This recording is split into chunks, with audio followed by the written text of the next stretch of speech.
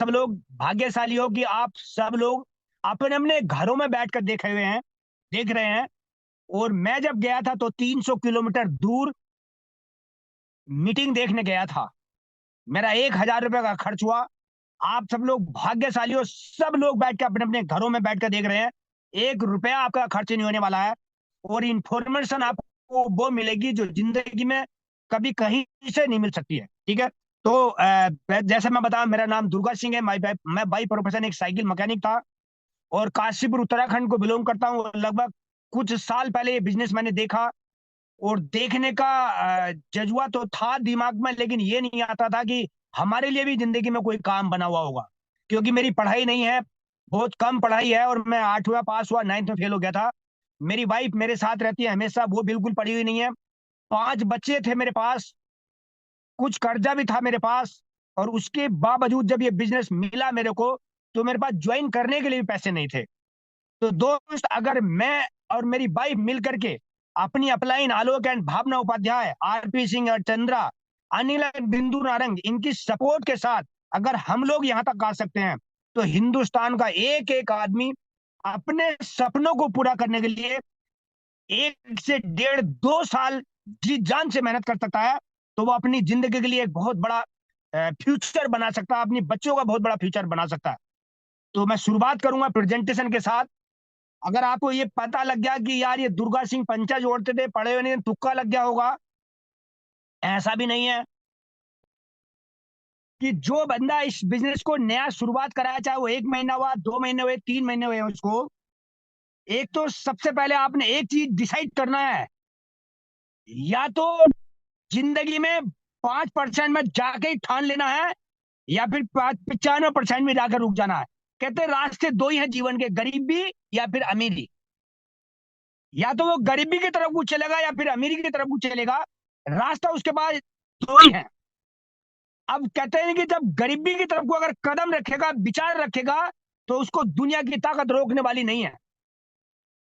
और अगर वो अमीरी की तरफ को कदम रखता है, तब भी दुनिया की ताकत कोई रोकने वाली नहीं है।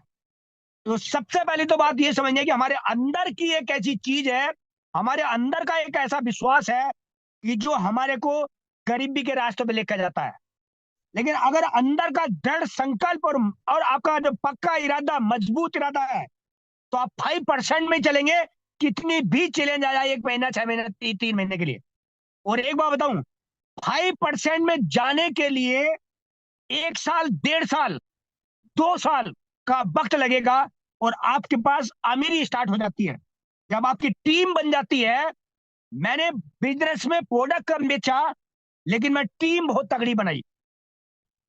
आज हेल्थ के ऊपर सब लोग विचार कर रहे हैं, और बहुत अच्छी बात है, विचार करना भी चाहिए। क्योंकि हेल्थ इस दुनिया में सबसे बड़ी वेल्थ है।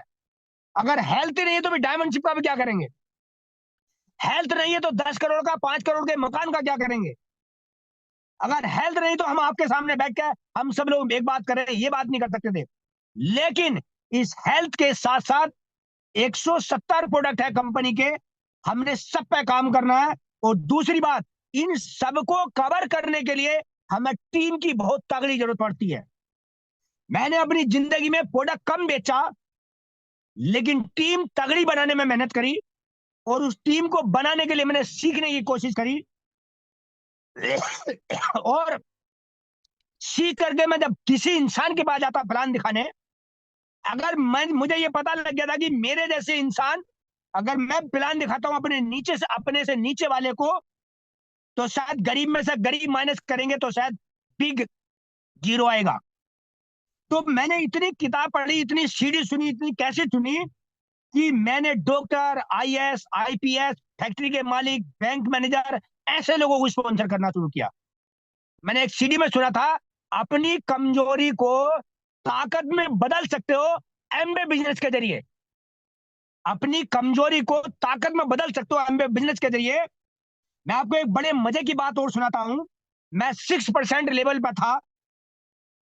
मैंने एक दवाई की फैक्ट्री के मालिक को प्लान दिखाया, और प्लान दिखाने के बाद में उसने बोला कि आपका प्लान बड़ा जबरदस्त है, आपका बोलने का तरीका बहुत जबरदस्त है, आप हमारे यहाँ 20,000 की नौकरी कर सकते हो। मैं उनको हंसा और मैंने धन्यवाद दिया, मैंने बहुत धन्यवाद आपको।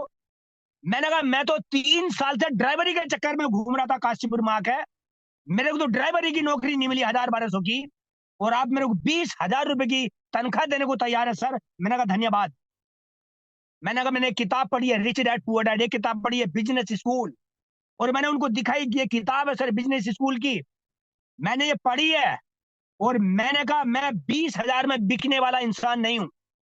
और पैसे कितने आते थे? कभी 800 रुपए, कभी 1000-1200, कभी 2000। ये मेरा 6% 9% पे बिजनेस आता था।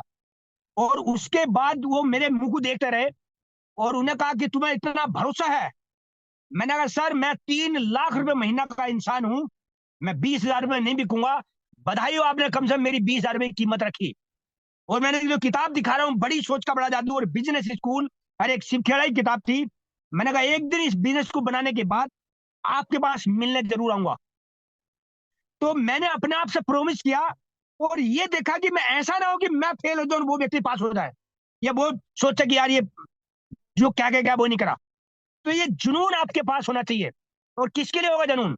अपलाइन के लिए जुनून नहीं होना है, अपने परिवार के लिए जुनून करना है, अपने लिए जुनून करना है, अपने बच्चों के लिए जुनून करना है। अपलाइन के लिए तो अपलाइन तो हमारे अलावा भी खोज लेगी, किसी को भी खोज सकती है। तो जब आप प्लान दिखाने जाते हो, अपॉइंटमेंट लेने के लिए हम बात करते हैं, तो पहले अपॉइंटमेंट लेते हैं, उससे बात करते हैं कि 20 मिनट आपसे बात करनी है, उसके बाद उसके पास जाते हैं। और कभी जो स्ट्रेंजर होते हैं उनके पास वैसे भी मिल जाते हैं, चलते ही छोड़ देते हैं, हाय हेलो करते हैं, भाई साहब और कैसे हाल है, आपकी पैंट बहुत अच्छी है, आपकी शर्ट बहुत अच्छी है, आपकी ड्रेस बहुत अच्छी है, आपकी पर्सनैलिटी बहुत अच्छी है। सामने वाला कहता है यार आज तक तो किसी ने नहीं बोला ऐसा। मैंने कहा सर आप वाकई में स्मार्ट हो, और मैंने कहा मेरे पास एक जबरदस्त बिजनेस आइडिया है, आपका जीवन बदल सकता है। मैंने उसको बोला, बोले भाई हमें तो नहीं लगता। मैंने कहा आपको लगेगा भी नहीं। मैंने कहा एक गुरु की जरूरत पड़ती है, इसलिए आपको लगेगा। फिर हम कल रात एक प्लान दिखाने गए, 10 बजे के करीब गए, और हमने जाके प्लान दिखाया, हस्बैंड वाइफ दोनों थे, हम भी दो थे। और उसके बाद में हमने 11:30 बजे बंदे को ज्वाइन कराया, उनके कागज लिए, कुछ पहले फुटकर में सामान दिया उनको 1000 रुपए का। बोले जब हम अभी 2-4 दिन में जब सामान लेंगे तो हम 100 बीबी का सामान ले लेंगे, उनको बताया SSI के बारे में।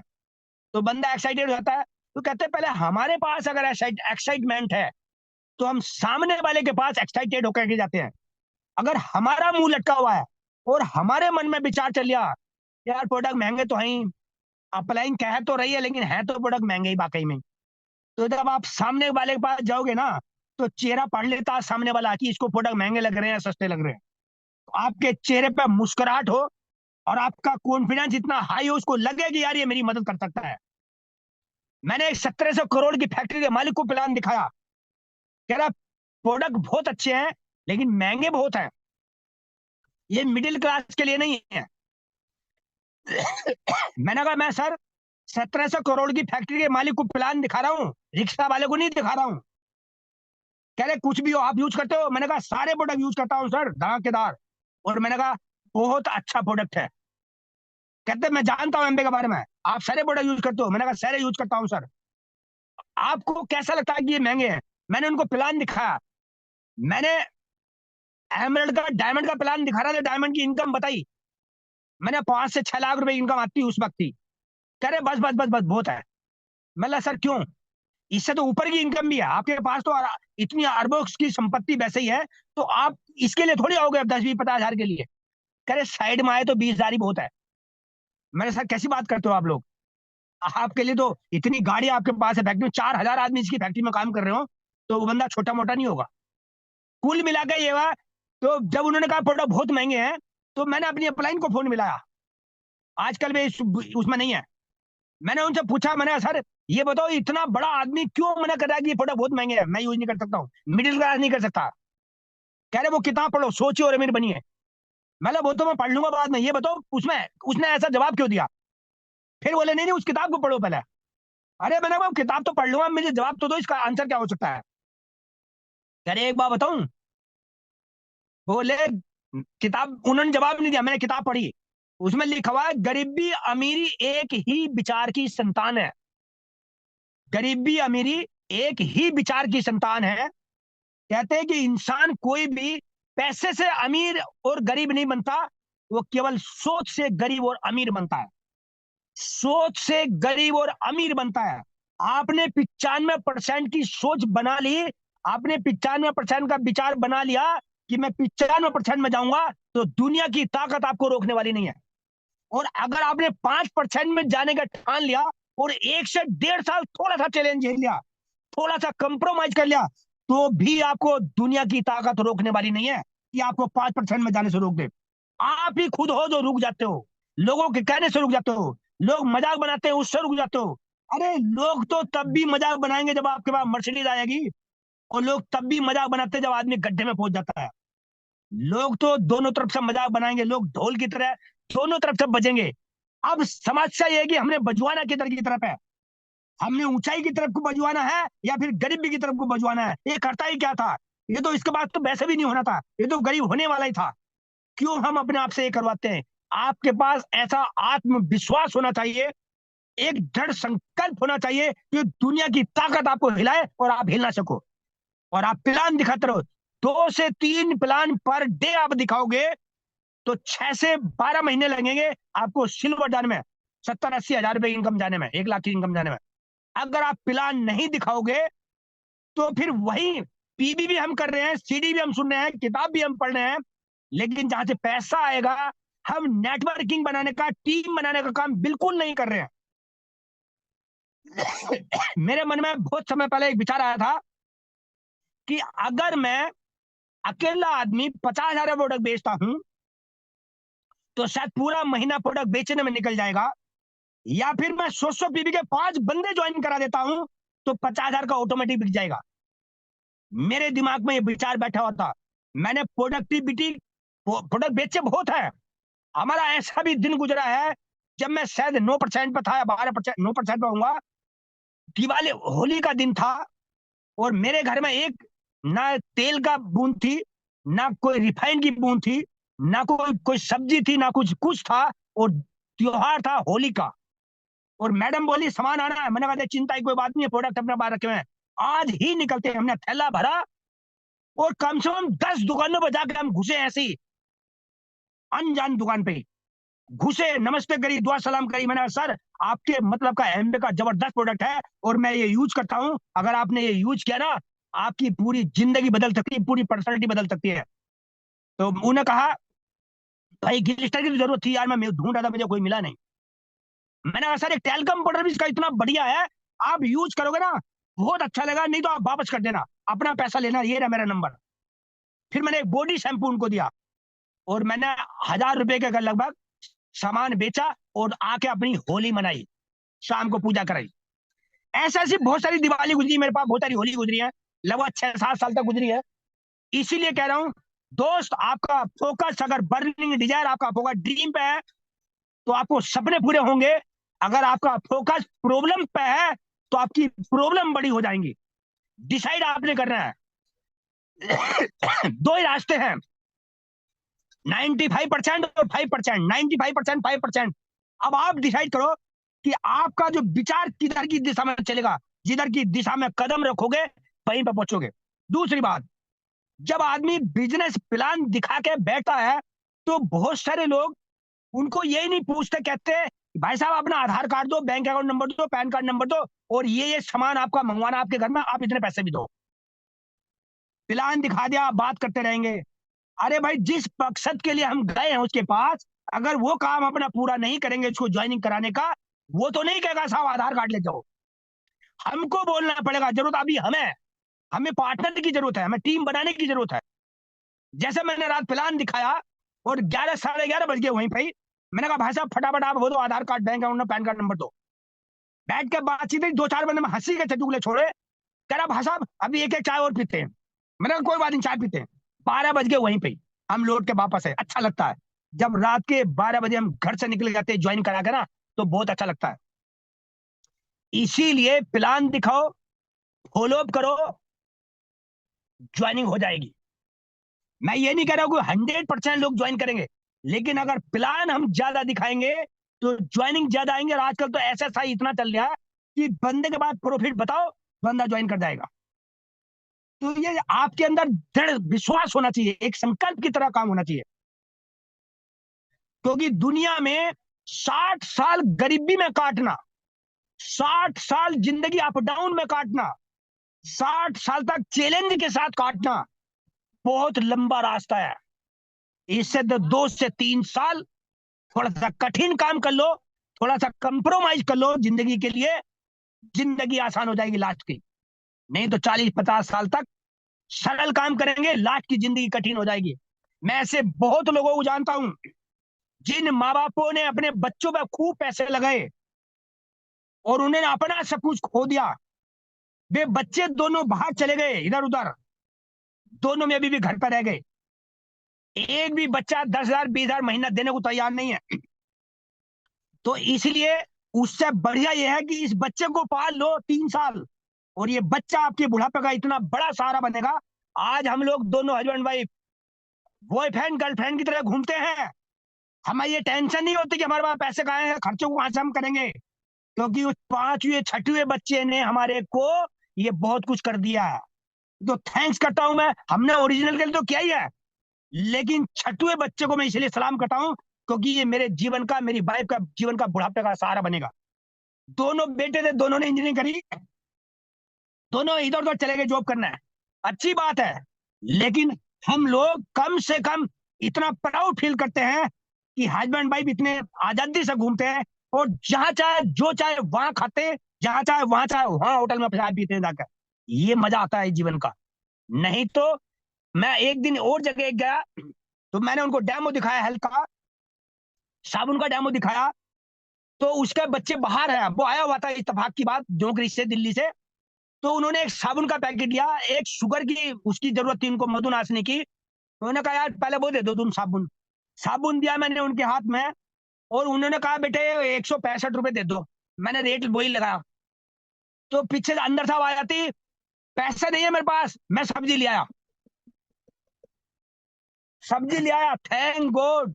मेरे को इतना अंदर से लगा, मेरी वाइफ भी सोच रही, मैंने कहा देखो ये 5वां 6वां जो बच्चा है ना हमारा, हमें तुम्हें कितना घुमाता है, इसको जीवन भर धन्यवाद करो। और अभी और मैंने बहुत तगड़ी मेहनत करनी है, डायमंड फाउंडर जामा ईडीसी जाने के बाद भी रुकेंगे। तो इसीलिए इस बच्चे को पाल लो दोस्त, 1 साल 1.5 साल 2 साल थोड़ी सी कठिनाई झेल लो, सीडी दबा के सुनो, प्रोडक्ट दबा के यूज करो, किताब दबा के सुनो पढ़ो।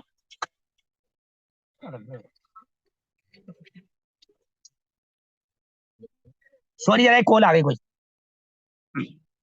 तो हस्बैंड वाइफ दोनों इसको इस तरीके से बनाओ कि हमारा बच्चा है,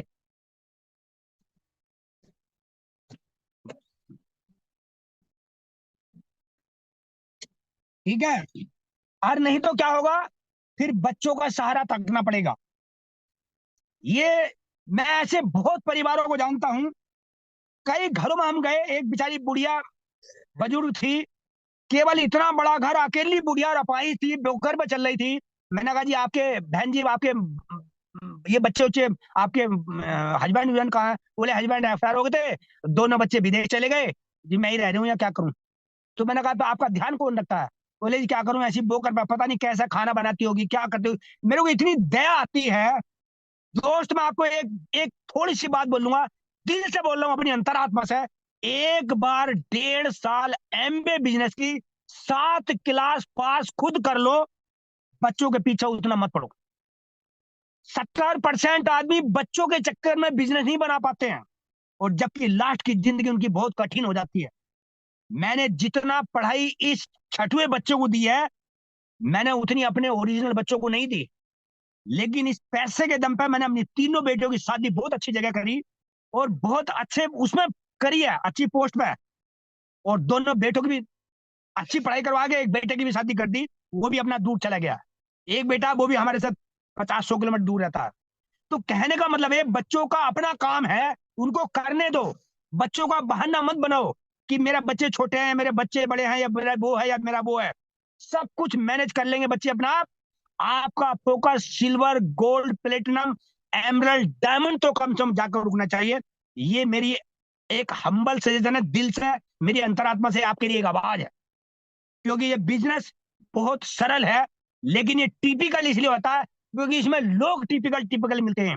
जब लोग आपको उल्टी उल्टी बातें बताएंगे, जब लोग बोलेंगे पहले तुम करोड़पति बन जाओ, जब लोग बोलेंगे पहले तुम्हारी गाड़ी देख लेंगे, जब लोग बोलेंगे पहले तुम हवाई जहाज में घूम जाओ, बस वो थोड़ा सा एक दर्द महसूस होता है। कोई फर्क नहीं पड़ना चाहिए, वो दर्द नहीं है। वो आपको दर्द इसलिए दे रहे हैं ताकि आप सिल्वर गोल्ड प्लेटिनम एमरल्ड बन के ही रुको, इससे पहले ना रुको। इसीलिए वो आपको चुभा रहे हैं। मैंने एक बहुत बड़े जिम डोनर को सुना था, ट्रिपल क्राउन एम्बेसडर है, कहता अपमान की जो ताकत है वो सम्मान से कई गुना बड़ी होती है। अगर लोग आपको अपमान कर रहे हैं तो वो आपको आगे बढ़ाने के लिए बोल रहे हैं, ना कि पीछे खींचने के लिए। लेकिन हम ये सोच रहे थे कि इन्होंने मुझे बोला, अरे बोलने दो भाई, आपकी ताकत निकल ली है। मुझे जब जब जिसने ना बोला है, मैंने 2 से 3 प्राण फालतू दिखा के घर में घुसा हूं।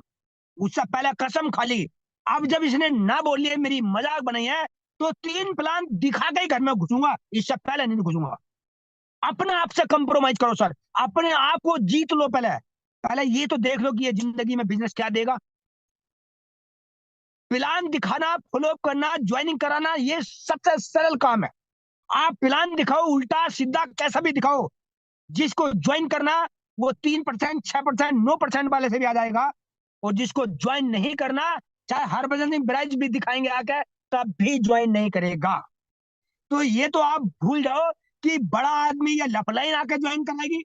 हमारी अपलाइन में अनिल बिंदु नारंग है, कहते हैं 16 डायमंड है, मैंने किसी को ज्वाइन नहीं कराया। मजे की बात देखो, मैंने किसी को ज्वाइन नहीं कराया, और मैं, मेरे साथ में 14 डायमंड है। बड़े ताज्जुब की बात होती है। तो इसीलिए आप और हम सब भाग्यशाली हैं कि एक जगह बैठ करके हम सब लोग बिजनेस मीटिंग कर रहे हैं। मैं फिजिकली मीटिंग करता हूं, फिजिकली प्लान दिखाता हूं, वन ऑन वन में प्लान दिखाता हूं, और ऐसी मीटिंग के लिए प्रमोट करते हैं कि ताकि अपने घर में बैठ कर लोग देख ले। तो सबसे बहुत बढ़िया सिस्टम बना है, वर्चुअली भी बना है और फिजिकली भी बना है। आप दोनों तरीके से मजा ले सकते हो। ड्रीम आपके सामने होने चाहिए। बहुत सारे लोग, इस बात से भी डर लगता है बहुत सारे लोगों को, नहीं नहीं सपने तो मेरे दिमाग में बहुत है। सपने लोगों के दिमाग में बहुत होते हैं, लेकिन जरा सा कोई चले जाए, वो दिमाग भी साफ और सपने भी साफ, सब कुछ साफ। लेकिन दोस्त अगर दीवार पर चिपका दोगे, तो वो आपको दिमाग पर जाने के बाद वो आपकी दीवार पर दिखाई देंगे, आपको मोटिवेट करेंगे, आपको उत्साहित करेंगे। इसीलिए दीवार पे होने चाहिए। और दूसरी बात, एक और कुदरती बात है, कहते हैं अगर किसी का बेटा अगर आईएएस बनने वाला हो, और उसने हाई स्कूल में टॉप किया हो, इंटर में भी टॉप किया हो, बीएससी एमएससी सारी डिग्री ले रखी हो, और उसने कसम खाई है कि मुझे आईएएस ही बनना है, कोचिंग में भी उसने टॉप किया है, और जब कोई फार्म भरा था, उसने फार्म में अपनी सारी डिग्रियां खोल दी। हाई स्कूल में टॉप, फर्स्ट ईयर में टॉप, इंटर में टॉप, बीए में टॉप, बीएससी में टॉप, सब में टॉप लिख दिया। और उसके नीचे लिया कोचिंग में मैंने इतने नंबर से प्राप्त किया है, और नीचे लिख दिया आईएएस से नीचे की पोस्ट नहीं चाहिए। अब बहुत सारे लोगों ने अच्छी डिग्री ली, अच्छे सपने हैं, लेकिन उस एप्लीकेशन में किसी ने कोई अपनी एजुकेशन नहीं खोली, मांगे सबने आईएएस की पोस्ट। अब एक सब चीज समझने की बात है, जब पोस्ट आईएएस की मांग रहे हैं, तो जांचने वाला जो जांचेगा, वो क्या देखेगा उस एप्लीकेशन में? कोई क्वालिफिकेशन तो खुली है ही नहीं। वो उनको रद्दी खाने में डाल देगा, जिसकी क्वालिफिकेशन खुली है उनको इकट्ठा करेगा, और उनमें से भी कुछ सिलेक्शन करेगा कि भाई इनका इंटरव्यू लेते हैं। उन पर लेटर चले जाएगा, वो इंटरव्यू देंगे, इंटरव्यू पास हो गए और सिलेक्शन हो गया। इसी तरीके से हमारी भी एप्लीकेशन भगवान के यहाँ लगी हुई है। मैंने कब मोबाइल खरीदना था, कब अपनी मैडम को कुंडल देने थे, कौन से सन में मैंने मोटरसाइकिल खरीदनी थी, कौन से लेवल पे मुझे मोटरसाइकिल खरीदनी थी, कौन से लेवल में मुझे कार खरीदनी थी, कौन से लेवल पे जाकर मैंने अपनी बेटियों की शादी करनी थी, एक एक चीज खुली हुई पूरी ड्रीम बुक में भी है, और घर पे भी लगी हुई, दीवारों पे भी लगी हुई है। और भगवान ने भी देख लिया, और भगवान को मैसेज भी मैंने दे दिया, देख लिख के मैंने लगा दिया है। और तुम्हारे से चाहिए ये सारी चीज, मैं अपना काम करूंगा और अपनी जिंदगी में जितने हो सकता है उतने प्लान दिखाऊंगा, लेकिन एक दिन इस लेवल को अचीव कर करूंगा, और ये आपने मुझे चीज देनी है। मैंने इससे कंप्रोमाइज नहीं करना है। मैंने अपने घर में आज तक कोई चीज, कभी भी पुरानी चीज नहीं खरीदी, और खरीदने का गोल भी नहीं है, खरीदने का टारगेट भी नहीं है, खरीदने का लक्ष्य भी नहीं है। इसीलिए कहते हैं कि जब आप बड़ा सोचते हो, तो सारी कायनात आपके साथ करती है। मैं आपको छोटी सी कहानी सुनाता हूँ। एक पहाड़ देवता थे, और जब पहाड़ देवता एक हमारे जैसा बंदा था, वो पूजा पाठ करता था पहाड़ देवता की, और उसने कहा भाई इस पहाड़ देवता से मेरे को कुछ धन दौलत मांगनी है, मैं देखता हूँ कि आदमी अमीर बन के कैसा मजा लेता। पूजा पाठ करता रहा 20 साल गुजर गए, कुछ नहीं हुआ। उसको गुस्सा आया, और गुस्सा आया उसने पहाड़ के चारों तरफ खोदना शुरू कर दिया। और जब चारों तरफ खोदना शुरू कर दिया, वो पहाड़ देवता आया, भाई मैंने तेरा क्या बिगाड़ा है, तू मेरे पैर क्यों काट रहा है? बोले चला जा यहाँ से, खत्म करके छोड़ूंगा। और उसके बाद जैसे हम लोग कहते हैं हमसे कोई ना बोल देता तो हमें 2 प्लान फालतू दिखाने चाहिए। तो उस पहाड़ देवता को जब उसने कही चला जाए यहाँ से, तो उसने और तेजी के साथ खोदना शुरू कर दिया, और तेजी के साथ खोदना शुरू कर दिया। उस वो पहाड़ देवता डर गया, वो गया दूसरे देवता को बुला के लिया, भाई मेरे को तो बड़ा परेशान कर रहा फलाना आदमी है, चलिए जरा बचाओ। वो दूसरा देवता भी आ गया। उसके बाद उसने दूसरे देवता से पूछा, भाई तुम क्यों इसको परेशान कर रहे हो, क्या बात, क्या तुम्हें क्या चाहिए? बोले चले जाओ यहाँ से, मैं किसी की नहीं सुनूंगा, इसको खत्म करके छोड़ूंगा। उसने और प्लान की स्पीड बढ़ा दी। और होता क्या है, हम लोग प्लान दिखाने जाते हैं, जब 4 लोग ना बोल देता ना, तो लटक के घर में बैठ जाते हैं अपने। जब उसने और स्पीड बढ़ा दी और खोदना शुरू कर दिया, वो फिर दोनों डर गए, वो तीसरे देवता को बुला ले। उसने कहा भाई क्यों आप जो चाहे वो ले ले, लेकिन इसको मत मारा, खत्म मत करे। बोले चले जाओ यहाँ से, इसको भी खत्म करूंगा सबको। उसने और स्पीड बढ़ा दी और प्लान दिखाने शुरू कर दिए। करते करते लास्ट में ब्रह्मा जी आ गए। बोले भाई बच्चा क्या बात है, क्यों तू इसको परेशान कर रहा है? बोले खत्म कर दूंगा, चले जाओ, ऐसा छोड़ूंगा नहीं किसी भी कीमत पर। जब ब्रह्मा जी ने कहा बोल बता क्या थे? बोले मुझे ये ऐसा एक बार की पूजा करी, तपस्या करी 20 साल, लेकिन ने कुछ नहीं दिया। बोले मैं एक बार लखपति बनकर देखना चाहता हूँ। उन्होंने कहा था तू जा, तेरा ये मकान सब कुछ दुकान बन गई आपकी। जब घर जाकर देखा तो सब कुछ मिल गया। एक इंसान ने 5 देवताओं को हिला दिया। आप और हम सब क्या है, हम 100-200 लोगों को नहीं हिला सकते, 100-200 लोगों की ना नहीं सुन सकते। क्या कोई हमारी कुछ, कहते हैं 1,000 रुपए का नोट है, उसको तोड़ मरोड़ के कीचड़ में रख दो, उसको पेशाब में डाल दो, लेट्रिन में कर दो और बाहर फेंक दो, लोग उठा के ले जाएंगे तब भी। जब उस कागज की कोई वैल्यू खत्म नहीं हो सकती है, तो फिर हम इंसानों की वैल्यू क्यों खत्म हो जाती है एक छोटा सा ना सुनने में ही, छोटी जरा सी मजाक सुनने में ही? क्यों हमारी वैल्यू कम हो जाती है? पता वैल्यू किसकी कम होती है? जिसके अंदर जोश नहीं है, जो सीडी नहीं सुनते हैं, जो किताब नहीं पढ़ते हैं, जो प्रोडक्ट यूज नहीं करते हैं, उन्हीं की वैल्यू हमेशा कम होती है, और वही लोग पिचक जाते हैं। सुगीत अदमानी कहते हैं कभी किसी मेंढक को आपने लकड़ी से उसको करा दो, बोले हाँ जी हमने बचपन में करा। मेंढक कूद अगली बार पहुंच जाता, फिर उसे लकड़ी बनाते, फिर अगली बार पहुंच जाता, फिर अगली बार पहुंच जाता, और ऐसे बेचारे उसको छलांग लगाते बाहर को। कभी शेर का लगा के देखी, कभी शेर का लकड़ी लगा के देखे कोई? है हिम्मत लगाने की? या दुर्गा सिंह को ये कह देगा तू कुछ नहीं कर सकता? नहीं कह सकता, क्योंकि वो हमारा ही बिलीफ, हमारा ही विश्वास और हमारा ही डिसीजन होता। क्योंकि मैंने शुरू से ही कसम खाई हुई थी, 5% में रहना है, 5% वाली बात करनी है, 5% में जीना है। 95% की तो दीवार मैंने मसाले से लगा के बिल्कुल फिनिश कर दी। चाहे कितना भी चैलेंज आए, खाने को मिलेगा नहीं मिला, मैंने 5% का कसम खा ली थी कि 95% में तो देखना ही नहीं है। तो ही रास्ते आपके पास भी, या तो 95% का या फिर 5% का, डिसाइड आपने करना है। यहाँ बहुत बड़ा फार्स है, इससे तगड़े तगड़े काम 10-10 घंटे करते हैं लोग नौकरी में। बॉस की इतनी इतनी हड़का हड़का के बकवास करता बॉस, उसके बाद भी कल जी सर हाँ सर, जी सर हाँ सर। और आपको कोई अगर बंदा ना बोल देता तो निकल ले यार, तेरे जैसे हजारों करोड़ों लोग हैं, तू नहीं तो नेक्स्ट बंदा आएगा, नेक्स्ट आएगा, क्या फर्क पड़ेगा? सवाल ये है आपकी वैल्यू खत्म हो जाती है क्या? जब आप अपनी वैल्यू खत्म कर लेते हो, तभी इंसान की जिंदगी में दिक्कत आ जाती है। जब 2,000 के नोट की वैल्यू खत्म नहीं हो सकती, 500 के नोट की वैल्यू खत्म होती, हम इंसान की वैल्यू खत्म हो जाती है। कहते हैं असफलता के आखिरी सिरे में सफलता है। असफलता के आखिरी सिरे तक जाओ, सफलता छुपी हुई है, सफलता मिलेगी। असफलता के आखिरी सिरे तक तो चलो। 6% का बंदा 12% गया, 12% में 0% पे आ गया, अरे बोले मैं तो मर गया। अरे कुछ नहीं मरा भाई, लोग मौजूद है वहां पे, बोली में तो गया है अभी, लोग तो सारे हैं। लोगों को पौधे की तरह पानी दो, खुराक दो, खाद दो, चलेंगे। और नहीं चलते तो नेक्स्ट पौधे लगा दो ना उतनी देर में, वो सब एक साथ हरे भरे होंगे। तो मैंने तो यही काम किया, ज्वाइन कराया लोगों को, सिस्टम बढ़ाया, ज्वाइन कराया, सिस्टम बढ़ाया, ज्वाइन कराया, सिस्टम बढ़ाया। मेरे पास ना उतनी पढ़ाई थी, लेकिन हाँ ड्रीम बहुत बड़े बड़े हैं। ये बर्निंग डिजायर बहुत तगड़ी है, कि अगर अभी भी 1,000 लोग भी ना बोल देंगे तब भी सुनने को तैयार हूं, अपने सपनों के लिए। किसी के सपनों को नहीं, अपने और अपने वाइफ के और अपने परिवार के सपनों के लिए अब भी कुछ भी हम करने को तैयार है। एमबी बिजनेस के लिए कोई फर्क नहीं पड़ता। आपको 100 लोग ना बोल लें या 200 लोग ना बोल लें, कोई फर्क नहीं पड़ना चाहिए। फर्क उन्हीं को पड़ता है जिनके सपनों में जान नहीं होती, उन्हीं पे फर्क पड़ता है। जिनके सपनों में जान होती है उन पर कोई फर्क नहीं पड़ता है। अनुराग जी कहते हैं जिसने हमें ना बोली, हमारा तो दिल नहीं बैठा, हमारा तो हार्ट अटैक नहीं आया।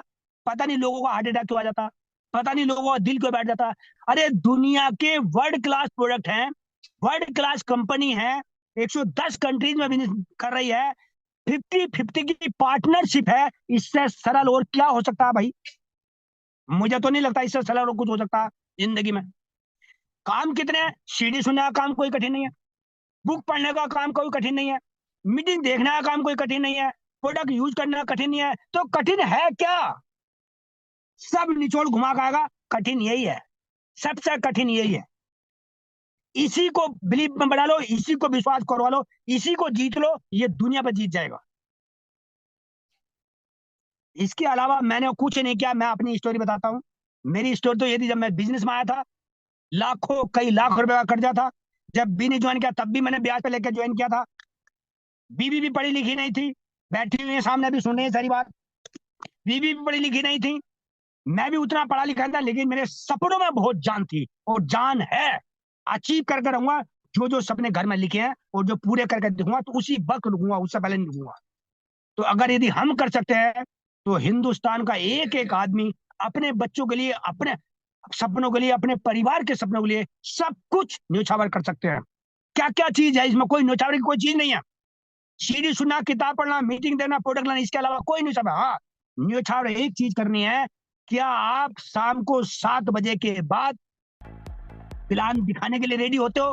क्या आपके अंदर उतना जोश है कि प्लान दिखाने के लिए 9, 10, 11, 12 बजे तक आप प्लान दिखागा? तो क्या उतना जोश है? अगर जोश है तो दोस्त आप कर सकते हो, अगर जोश नहीं है तो जोश भर लो। यहाँ पे अपलाइन आपके पास है, डाउनलाइन से भी सीखते हैं, सिस्टम आपके साथ है, किताबें आपके साथ है, अपलाइन आपके साथ है। इसमें और क्या चाहिए? बिजनेस तो आप अपने लिए करोगे। मेरे बिजनेस की अगर मान लीजिए 10 लाख की सेल होती है तो 70-80 हजार मेरे को आएगा, अपलाइन को तो 50-60 हजार जाएगा। फिर भी मेरी जीत है हमेशा।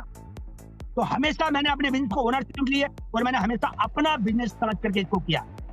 तो thank you, God bless you. बहुत अच्छा लगा आप लोगों की बात सुन के। जितने लोगों को मेरी ये आवाज गई, मेरी अंतरात्मा की आवाज है, एक बार एमबीए बिजनेस को सीरियस बता रहा हूँ, सीरियस बनाओ, और ये बच्चा आपको जिंदगी की वो चीज देगा जिसकी आप कल्पना नहीं कर सकते हो। तो थैंक यू, नमस्कार मेरी वाइफ की तरफ से भी, गॉड ब्लेस यू। और थैंक यू सरवन जी, आपने मुझे मौका दिया बोलने का, जो मेरे पास था मैंने आपको दिया। Thank you. आपने जो आपके पास था उससे कहीं ज्यादा दिया, एकदम दिल खोल के रख दिया दुर्गा जी। आई मीन हम सब आपके बहुत बहुत आभारी हैं। और ये ऐसी कहानियां हैं जो हमेशा सबको बहुत प्रोत्साहित करती हैं। आई मीन ये असंभव सा खेल है और इसलिए आपका नाम भी है। सो दोस्तों, let's give a big round applause to Durga Singh ji और Saroj ji. Thank you so much. और अब हम लोग दोस्तों आज के सेशन को यहीं क्लोज करते हैं। अगली बार हम मिलेंगे और एक डायमंड के साथ। इनफैक्ट वो मेरे one of the favourite diamond थे, क्योंकि जब मैं बिजनेस में आया था तब वो ऑलरेडी डायमंड हो चुके थे। यंगस्टर्स में गिना जाता है उनका नाम, और नॉर्थ में काफ़ी बड़ा उनका बिजनेस है। तो आप सबकी इस बार जस्ट गेट रेडी। बहुत एंड कई फील्ड्स में उनका काफ़ी बड़ा बिजनेस है, इसी बिजनेस की इनकम से उन्होंने बनाया है। तो we have Nitesh and Ankita Dikshit coming next time. So let's have a big round of applause. Thank you so much and take care. Good night. Bye bye. Bye bye. God bless you. Thank you. Thank you.